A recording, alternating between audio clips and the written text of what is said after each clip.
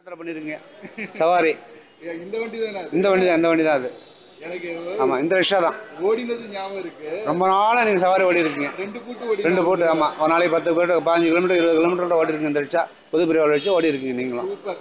ரொம்ப நல்லா ஓடி இருக்கீங்க. அதுக்குள்ள நானும் நீங்களும் ஓடுவீங்க. நீங்கள் பின்னாடி வருவீங்க, நான் முன்னாடி ஓடிட்டு போவோம். அதான். ஆனால் உங்களை மாதிரி நம்மளால ஓட முடியாது. அது தொடர்ந்து ஓடுவேன். இல்லை இல்லை, அந்த டைமில் உங்களுக்கு எல்லாம் வந்து யாருமே வந்து உங்களுக்கு பெரியவா தான் உங்களுக்கு கூட வந்து நல்லா இது பண்ணாங்க உங்களுக்குலாம். ஆமாம், ரொம்ப சந்தோஷம். ரொம்ப கஷ்டம் இல்லாமல் அப்போ யாத்திரை இருந்தது அப்போ எல்லாம்.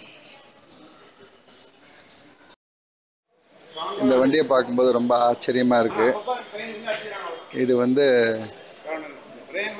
பல வருஷங்களுக்கு முன்னாடி நான் புது பெரியவா கூட யாத்திரை போயின்னு இருக்கும்போது இந்த வண்டியில் ஒரு சைடில் நான் பிடிச்சின்னு இருப்பேன். ஒரு தடவை என்ன ஆச்சு, ஒரு பூட்டுன்னு பேர். ஒரு பூட்டுங்கிறது 4 கிலோமீட்டரோ 5 கிலோமீட்டரோ. அப்புறமா நாங்கள் 4 பேர் பிராமண பசங்க 4 பேர் மாறிடுவோம். அப்புறம் இன்னொரு 4 பேர் வருவா. அப்புறம் அடுத்த பூட்டுக்கு நாங்கள் போவோம். முன்னாடி ஆள் வந்து அதை ஏறி உட்கார மாட்டா, கையால் பிடிச்சின்னு அப்படியே தள்ளிகிட்டே போவாள். அவர் தான் இப்போ நம்ம பார்த்தோம்.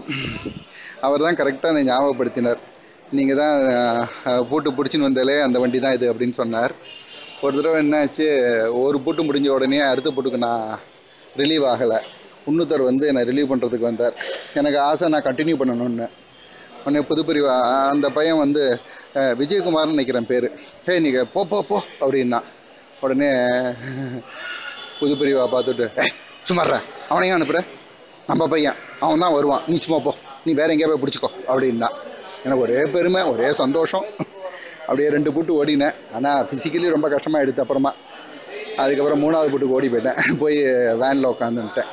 ரொம்ப சந்தோஷமாக இருக்குது. ரொம்ப வருஷத்துக்கு அப்புறமா இந்த வண்டி இப்போ பாலப்பிரிவா இப்போ யூஸ் பண்ண போகிறாலாம், அதுக்காக ரெடி பண்ணிட்டு இருக்கா.